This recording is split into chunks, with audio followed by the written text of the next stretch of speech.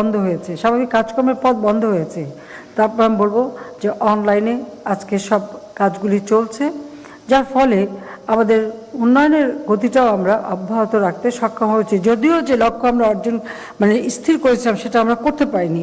যেমন আমাদের লক্ষ্য ছিল যে আমাদের জিডিপি 8.2% অর্জন করব, কিন্তু যেখানে সারা বিশ্ব একেবারে স্থবির হয়ে গেছে, এটা শুধু বাংলাদেশ বলে নয়, তারপরেও আমরা 5.4% পর্যন্ত আমাদের প্রবৃদ্ধি অর্জন করতে সক্ষম হয়েছি। আমাদের খাদ্য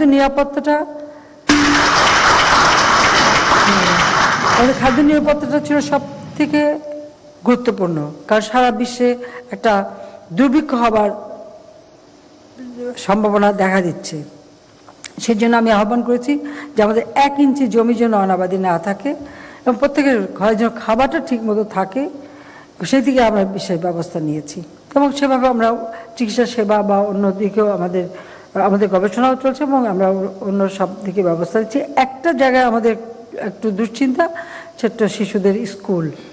কোভিড-19-এর কারণে আমরা হয়তো স্কুলগুলি খুলতে পারছি না। অনলাইনে শিক্ষার ব্যবস্থা বা টেলিভিশনের মাধ্যমে আমরা ক্লাসগুলি করার ব্যবস্থা করেছি, কিন্তু তারপরেও বাচ্চারা যদি স্কুলে যেতে না পারে, এটা তাদের উপরে একটা মনস্তাত্ত্বিক চাপ সৃষ্টি হয়। তা আমরা আশা করি, যখন আমরা প্রস্তুতি নিলাম যে স্কুলটা খুলবো, তখন এই কোভিডের দ্বিতীয় ধাক্কাটা আসলো। তো আমরা আশা করি যে হয়তো সামনে আমাদের সেই দিন আসবে, আমাদের ছেলেমেয়েরা আবার স্কুলে যেতে পারবে, পড়াশোনা শুরু করতে পারবে স্বাভাবিকভাবে। সেভাবে আমরা প্রস্তুতি নিচ্ছি এবং স্বাস্থ্য সুরক্ষা মেনে চলার জন্য সকলকেই আমি আহ্বান জানাচ্ছি। আমাদের ছেলেমেয়েরা আবার স্কুলে যেতে পারবে, পড়াশোনা শুরু করতে পারবে স্বাভাবিকভাবে। সেভাবে আমরা প্রস্তুতি নিচ্ছি এবং স্বাস্থ্য সুরক্ষা মেনে চলার জন্য সকলকেই আমি আহ্বান জানাচ্ছি।